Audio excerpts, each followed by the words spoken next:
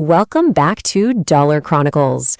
Hit that like button and subscribe right now because today we're diving into a mystery you literally carry in your pocket every single day.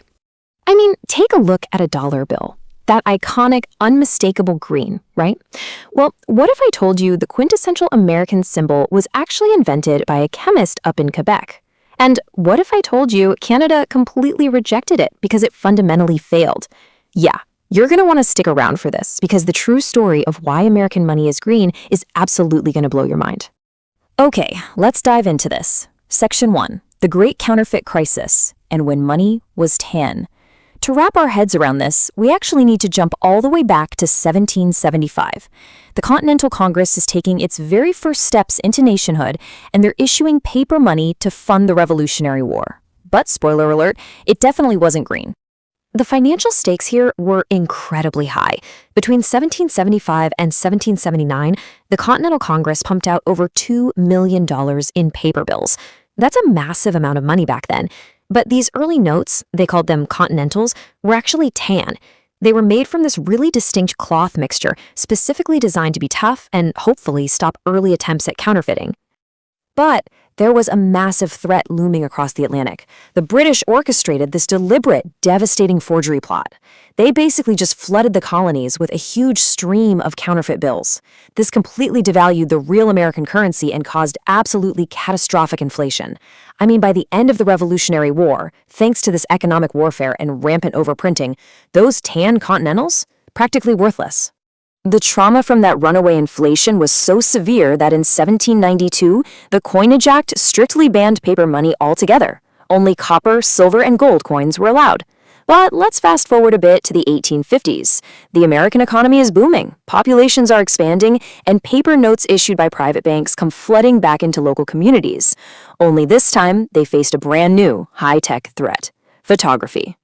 And this brilliantly illustrates the problem. Criminals were exploiting this new technology in 3 shockingly easy steps. Now, you'd think multicolored bills would stop them, right? Nope. First, they just chemically scratched off the colored ink from a real bill. Second, they photographed the remaining black and white base to create a perfect printing plate.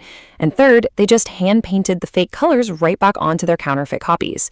It was an absolute crisis for the banks. So this brings us to Section 2, a Canadian chemistry experiment and the search for the unbeatable ink. The entire financial system was on the brink here. Printers were absolutely desperate.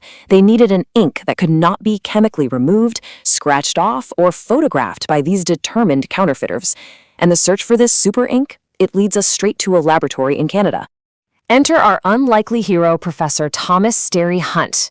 So, in 1857, Hunt was an American-born chemistry professor working at Laval University up in Quebec. And he started experimenting, totally convinced that he could engineer a chemical solution to solve North America's massive counterfeiting crisis. Hunt came up with this wild scientific breakthrough he called the Canada banknote tint. His recipe was intense. He would superheat chromium in a near-oxygen-free environment. Then, he took that decomposed substance and mixed it with linseed oil. The result was this highly stubborn, intensely green ink. Hunt believed this green concoction would resist literally any physical or chemical attempt to remove it, unless you completely destroyed the paper itself. So he patented it and eagerly pitched it to the banking world. But here is the most shocking twist in financial history. When Hunt pitched his green ink to the Canadian Bankers Association, other chemists tested it and immediately debunked his claims. They proved that if you just boiled the bill in sulfuric acid, the green ink came right off. So Canada gave it a hard pass. Rejected! But down in the United States, a New York printing and engraving executive named Tracy R. Edson saw it differently. He thought Hunt's green ink was definitely good enough to slow counterfeiters down, so he bought the patent for a firm that would later become the legendary American Bank Note Company. Which leads perfectly into Section 3, birth of the Greenbacks and funding the Civil War. Okay, so it's 1861. The United States government is facing the devastating outbreak of the Civil War. And just like the Continental Congress before them, the government is incredibly desperate for immediate funds to pay troops and buy supplies. They need to print money, and they need to do it fast. That summer, the government contracted Edson's American Bank Note Company to start printing brand new currency. They started in 1861 with demand notes, which, interestingly, were actually redeemable on demand for gold coins at treasury facilities.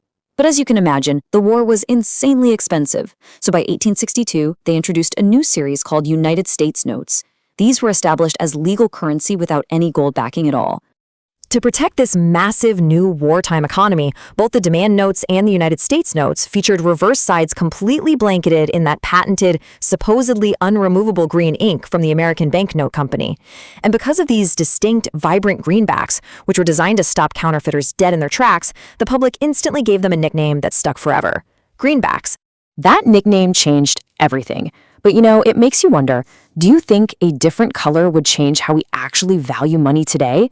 Like, if a $100 bill was bright red or neon pink, would it feel less valuable or less official to you? Let us know in the comments down below. I'd absolutely love to read your thoughts on the psychology behind that. All right, let's move to section 4 and see how this builds into why green stuck around through a century of standardization. Because there is a fascinating mystery here. Why did the US stick with green when almost every other country in the world uses a rainbow of colors for their currency? Just look at this timeline of the dollar's evolution. The banking system was heavily streamlined after the Civil War.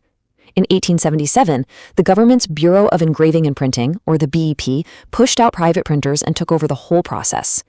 In 1914, the brand new Federal Reserve System rolled out its first notes. And then, in 1929, the Treasury decided to redesign and physically shrink the size of our bills to save massive amounts of money on production costs.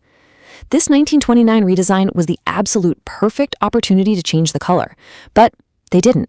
They kept the green. So why? Well, the BEP cited some very practical reasons for sticking with that specific ink. First, they argued that the green pigment was readily available in massive quantities, which is, perfect for mass production. Second, and this is quite ironic given the Canadian chemists' early acid tests, the BEP actually found this green color to be relatively high in its resistance to chemical and physical changes during everyday use. Turns out it was incredibly tough and highly effective. But the crucial point is actually found right here in this incredible quote from the Bureau of Engraving and Printing itself. They explicitly stated that green was psychologically identified with the strong and stable credit of the government. Think about that. Over decades of surviving the Civil War and multiple massive economic shifts, Americans had been deeply conditioned. We had subconsciously begun to associate that exact specific shade of green with power, with security, and with financial comfort. Which brings our explainer to section 5, the dollar today, and the subtle shifts in modern currency. As our modern banking system has become highly digitized and incredibly streamlined, the physical, visual identity of the dollar has actually started to evolve, just a little bit. Now, what's really interesting about this slide is how modern counterfeit measures have forced a subtle redesign. If you look closely, you'll notice newer bills actually feature these additions of color to thwart high-tech digital scanners. There's a peach shading on the $20 bill, splashes of purple and gray on the 5, and hints of orange, yellow, and red on the 10. Yet despite all these colorful security updates, that predominant historical green remains the absolute instantly recognizable base of our money. And that right there is the ultimate takeaway of this story. What started out as a desperate, highly disputed anti-counterfeit measure invented by a chemist in Quebec, a formula literally rejected by Canada for being defective, somehow survived to become the absolute ultimate psychological symbol of American financial success and stability around the entire globe. Thank you so much for watching. Please take a quick second to like this explainer and subscribe to Dollar Chronicles to help us keep bringing you these incredible financial deep dives. But before you go, ask yourself, as we move closer and closer to a completely cashless society, will that iconic green color finally disappear forever? Or will it live on in our digital wallets?